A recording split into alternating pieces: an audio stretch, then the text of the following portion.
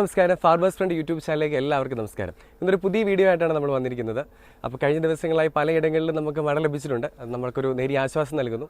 എന്നിരുന്നാലും കഴിഞ്ഞ കുറേ വർഷങ്ങളായിട്ട് നമുക്ക് ഏലത്തിന് പ്രതികൂലമായിട്ടുള്ള സാഹചര്യമാണ്. അതായത് ഒരു വർഷം കഠിനമായ മഴയാണെങ്കിൽ അടുത്ത വർഷം കടുത്ത വേനലായിരിക്കും. ഇപ്പോൾ കഴിഞ്ഞ വർഷമാണെങ്കിലും ഡിസംബർ മാസം വരെ കടുത്ത മഴയായിരുന്നു. അതുകൊണ്ട് നമുക്ക് ഷെയ്ഡ് റെഗുലേഷൻ പോലുള്ള കാര്യങ്ങളൊന്നും ചെയ്യാൻ സാധിച്ചില്ല. ഇപ്പോൾ പല തോട്ടങ്ങളിൽ നമ്മൾ സന്ദർശിക്കുന്ന നമുക്ക് മനസ്സിലാകുന്നത് എന്താണെന്ന് ചോദിച്ചാൽ നവംബർ ഡിസംബറോട് കൂടിയൊക്കെയാണ് എല്ലാവരും കൊപ്പിറക്കി കഴിഞ്ഞിരിക്കുന്നത്.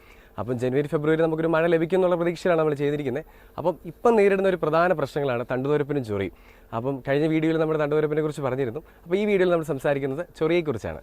ഇപ്പം കഴിഞ്ഞ വർഷത്തെ അപേക്ഷിച്ച് നമുക്ക് ഈ വർഷം ചൊറി കൂടുതലായിരുന്നു.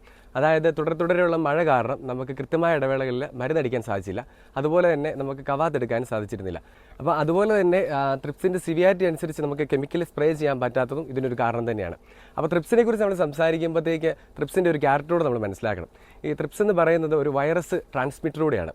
അതായത് ഒരു വൈറസ് ഇൻഫെക്റ്റഡ് ആയിട്ടുള്ള പ്ലാന്റിലാണ് ട്രിപ്സ് അറ്റാക്ക് ചെയ്യുന്നതുണ്ടെങ്കിൽ ആ അറ്റാക്ക് ചെയ്ത പ്ലാന്റിൽ നിന്ന് മറ്റൊരു പ്ലാന്റിലേക്ക് പോകുന്ന സമയത്ത് ആ വൈറസ് മറ്റു ചെടിയിലും പകരാൻ ഇത് കാരണമാകുന്നുണ്ട്.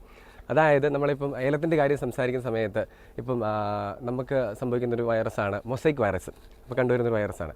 അപ്പോൾ മൊസൈക്ക് വൈറസ് ഇൻഫെക്റ്റഡ് ആയിട്ടുള്ളൊരു പ്ലാന്റിലാണ് ഈ ചൊറി ഇൻഫെക്റ്റഡ് ആവുന്നതെങ്കിൽ ആ പ്ലാന്റിൽ നിന്ന് ഒരു മറ്റ് പ്ലാന്റിലേക്ക് പോകുന്ന സമയത്ത് ആ വൈറസ് ഇവിടെ ഇൻഫെക്റ്റഡ് ആവാൻ സാധ്യതയുണ്ട്. അതായത് മറ്റൊരു പ്ലാന്റിലേക്ക് മൊസൈക്ക് വൈറസ് പകരാൻ ഇതും ഒരു കാരണമായിട്ട് വരുന്നുണ്ട്. അപ്പം ഇനി നമുക്ക് ഇതിൻ്റെ ഒരു ലൈഫ് സൈക്കിളിനെ കുറിച്ച് നോക്കാം. അപ്പോൾ ബോറുമായിട്ട് കമ്പയർ ചെയ്യുന്ന സമയത്ത് ട്രിപ്സിൻ്റെ ലൈഫ് സൈക്കിൾ കുറച്ചുകൂടെ കോംപ്ലിക്കേറ്റഡ് ആണ്.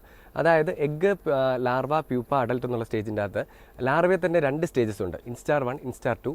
അതുപോലെ തന്നെ പ്യൂപ്പയിൽ പ്രീ പ്യൂപ്പ, പ്യൂപ്പ, അങ്ങനെ ഒരു 3 സ്റ്റേജും കൂടെ ആഡ് ഓൺ ആയിട്ട് ഇതിൻ്റെ അകത്ത് വന്നിട്ടുണ്ട്. അപ്പോൾ ഇതിൻ്റെ ഒരു ലൈഫ് സൈക്കിൾ എന്ന് പറയുന്നത് 15 to 25 ദിവസമാണ്. അപ്പോൾ എഗ് സ്റ്റേജ് എന്ന് പറയുന്നത് ഒരു 2 to 4 days ആണ് ഇതിൻ്റെ ഒരു ഇൻക്യുബേഷൻ പീരീഡ്. ഇത് ഫീഡ് ചെയ്യാത്തതുകൊണ്ട് തന്നെ നമുക്കിത് അറ്റാക്ക് ചെയ്യുന്നില്ല. അതുകൊണ്ട് നമുക്ക് വേറെ പ്രശ്നങ്ങളൊന്നും ഉണ്ടാകുന്നില്ല. നമുക്ക് ഏറ്റവും ഡേഞ്ചർ ആയിട്ടുള്ളൊരു സോൺ എന്ന് പറഞ്ഞാൽ ലാർവൽ സ്റ്റേജാണ്. അത് ഇൻസ്റ്റാർ 1ഉം ഇൻസ്റ്റാർ 2ഉം നമുക്ക് ഒരുപോലെ ഡേഞ്ചറസ് ആണ്. അപ്പോൾ ഇൻസ്റ്റാർ 1ൽ നമ്മൾ കണ്ടുവരുന്നത് ട്രിപ്സിനെ ഒരു പെയിൽ ഗ്രീൻ കളറിലാണ്. അപ്പോൾ ഇതൊരു 3 to 5 ദിവസമാണ് ഇതിൻ്റെ ലൈഫ് സ്പാൻ വരുന്നത്. അപ്പോൾ ഇതൊരു പോളയ്ക്കുള്ളിൽ ആണ് കൂടുതലായിട്ട് കണ്ടുവരുന്നത്. ഇതെന്താ ചെയ്യുന്നത് ചോദിച്ചാൽ ഇതിന് 2 അഗ്രമുണ്ട്. അപ്പോൾ ഇതിനെ കുത്തിയിട്ട് മുറിവേൽപ്പിച്ച് ഇത് നീരൂറ്റി കുടിക്കുകയാണ് ചെയ്യുന്നത്.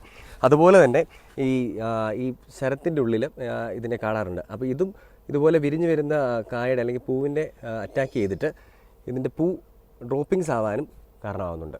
അപ്പം ഈ ഇലപ്പേനെ തട്ടയുടെ നീരൂറ്റി കുടിക്കുന്ന സമയത്ത് ഈ തട്ട ഒരു മഞ്ഞ നിറത്തിലായിട്ട് ഇതിൻ്റെ ആരോഗ്യനില നഷ്ടപ്പെടുകയാണ് ചെയ്യുന്നത്. അതുപോലെ തന്നെ ഈ ഇലയെ ഇത് ബാധിക്കുന്ന സമയത്ത് നീരൂറ്റി കുടിക്കുന്ന സമയത്ത് ഇതൊരു സിൽവർ അല്ലെങ്കിൽ ഒരു ചാര നിറത്തിൽ ഇത് കാണപ്പെടുന്നു. ഇത് ട്രിപ്സ് ഉണ്ടാക്കിയ ഒരു പ്രശ്നമല്ല, പക്ഷേ എങ്കിലും നമ്മളൊന്ന് കാണിക്കാൻ വേണ്ടി ചെയ്യുന്നതാണ്. അപ്പോൾ ഈ നീരൂറ്റി കുടിച്ച് കഴിയുമ്പോഴത്തേക്ക് ഇതിൻ്റെ ടിഷ്യൂസ് എല്ലാം ഡെത്തായി അതിനുശേഷം ഇതിൻ്റെ ആരോഗ്യനില പൂർണ്ണമായി നഷ്ടപ്പെടുകയാണ് ചെയ്യുന്നത്.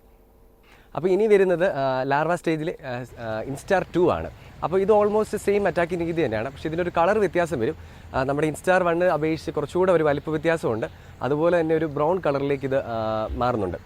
അത് കഴിഞ്ഞിട്ട് വരുന്നതാണ് പ്രീ പ്യൂപ്പ, പ്യൂപ്പ. ഇതൊരു റെസ്റ്റിംഗ് പീരീഡാണ്. അതായത് ഒരു ഗ്രോത്ത് ലെവൽ അറ്റൈൻ ചെയ്ത് കഴിയുമ്പം ഇത് റെസ്റ്റ് ചെയ്യുന്നൊരു പീരീഡാണ്.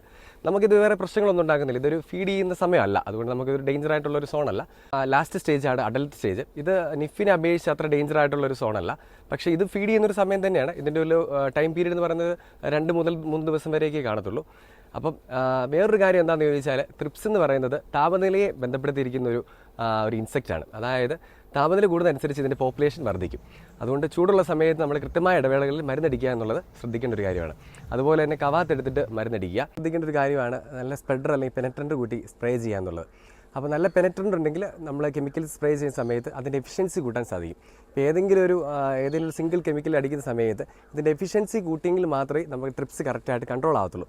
അതായത് ഇത് ഉള്ളിലേക്ക് എത്തിക്കഴിഞ്ഞ് പെനട്രേറ്റ് ചെയ്ത് കഴിഞ്ഞെങ്കിൽ മാത്രമാണ് ഇത് ചെടിയിൽ ഇത് അബ്സോർബ് ആവുകയും അത് കില്ല് ചെയ്യപ്പെടുകയും ചെയ്യുന്നത്. അതുപോലെ തന്നെ നമ്മൾ മരുന്നടിക്കുമ്പോൾ ശ്രദ്ധിക്കേണ്ട വേറൊരു കാര്യമാണ് അതായത് തലേദിവസം നനച്ചിട്ട് ചെയ്യുന്നത് വളരെയധികം നല്ലൊരു കാര്യമായിരിക്കും. കാരണം ഇത് താപനിലയെ സംബന്ധിച്ച് ബന്ധപ്പെടുത്തി തന്നെയാണ് നമ്മുടെ എല്ലാ ഇൻസെക്റ്റും ഇവിടെ ജീവിക്കുന്നത്. അപ്പം താപനില കൂടുന്ന സമയത്ത് ഉറപ്പായിട്ടും ഇതിൻ്റെ പോപ്പുലേഷൻ വളരെയധികം കൂടും. അപ്പോൾ അത് കുറയ്ക്കുന്നതിനായിട്ട് അതായത് ഒന്ന് തലേദിവസം നനച്ചിട്ട് ഇത് സ്പ്രേ ചെയ്ത് കൊടുക്കുകയാണെന്നുണ്ടെങ്കിൽ ഇതിൻ്റെ എഫിഷ്യൻസി കൂടാൻ ഗുണമാവുകയും അതുപോലെ തന്നെ നല്ല റിസൾട്ട് നമുക്ക് ലഭിക്കുകയും ചെയ്യും. ഇനി അടുത്തതായിട്ട് നമുക്കിതിൻ്റെ കൺട്രോൾ മെഷേഴ്സിലേക്ക് കിടക്കാം. ഇപ്പോൾ അത്യാവശ്യം ഉപയോഗിച്ച് നമുക്ക് റിസൾട്ടുള്ള ഏതാനും കെമിക്കൽസ് ഞാൻ പറയാം. ഒന്നാമതായിട്ട് ബ്രൊഫെനലൈഡ്. നമ്മുടെ എസ്പെണോസ് മാർക്കറ്റിൽ അവൈലബിൾ ആണ്. 11.5 മില്ലിയാണ് 200 ലിറ്റർ വെള്ളത്തിന് ഉപയോഗിക്കേണ്ടത്. ട്രിപ്സിന് നല്ല അത്യാവശ്യം കൺട്രോളുള്ളൊരു കെമിക്കലാണ്.